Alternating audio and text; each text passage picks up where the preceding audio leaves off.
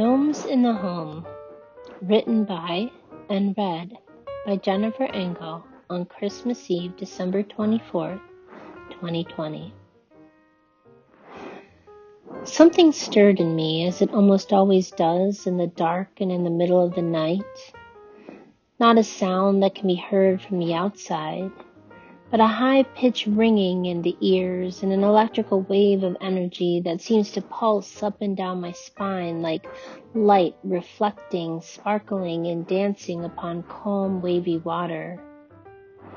When everyone else in the house is asleep, that's when I come to life.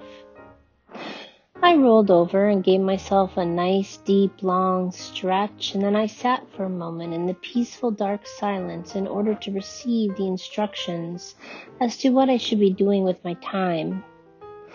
It is not a hearing per se, it comes to me more as a feeling and knowing.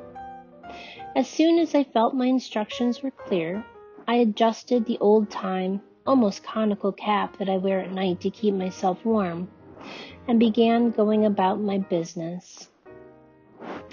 Climbing down tables when you're only 12 inches in height isn't an easy task, especially when your arms are made of wire and your hands of mitten-like rubber.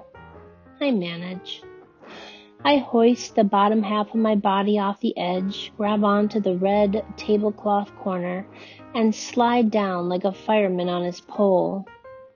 Luckily, the living room, where I had arranged a nice 1,000-piece puzzle for Kai to find in the morning the day before, wasn't far from the kitchen. This evening's task would take much more effort and time, and so I awakened my other partners in crime. Misty, my wife, whom I've been with for over 40 years when we were first created together in a Scandinavian toy-making factory. We were put in a box together, shipped overseas to America, and have been together ever since. We served the missus when she was young, and now we're serving her children. Elf actually served the mister's father and his siblings when they were young. He was the oldest out of us all, 70 years of age and still as mischievous as ever. Sven is the newest. He came from IKEA as a cute addition to the holidays. He's round and sturdy, but not much help, as manufacturers didn't think to give him any arms. Poor guy. Awakened and refreshed, the crew and I went about our business, snooping through the cupboards in the kitchen.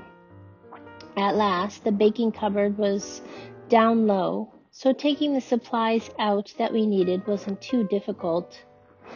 It was moving them from the cupboard up to the kitchen table for display that took our time and energy. You'd think we feel disgruntled about it, only being used 25 days of the year, and of those days using almost all the hours of the night, as well as almost all of our strength and energy, to set up the next day's activity for the child to find. You would think that at 11 years old, Kai would stop believing in us, but in reality, it is his spirit and faith that keeps us alive. Besides, once we're done and dawn breaks, we go back to being immobile. By that time, we're in the middle of the action, and we get to hear the sound of feet running to find us to see what we've been up to in the middle of the night. It is at this time that we get to see the smile and the sparkle in the children's eyes as they start to interact with the fun activities we have set up for them to do the 25 days before Christmas. We get to feel the warmth of the spirit as the children often sing and hum, and as they begin their work as well, for it is our job to teach them that the Christmas spirit of Yule is alive within inside them. This they get to feel and grow with each activity they participate in. After Christmas, we get a little R&R as we sit around and rest the rest of the season until just after the New Year, when we are carefully put back into our box to hibernate in the attic until December 1st comes around once more. Thank you for listening. I hope you enjoyed it, and I hope everybody has a very Merry Christmas and a Happy Holidays.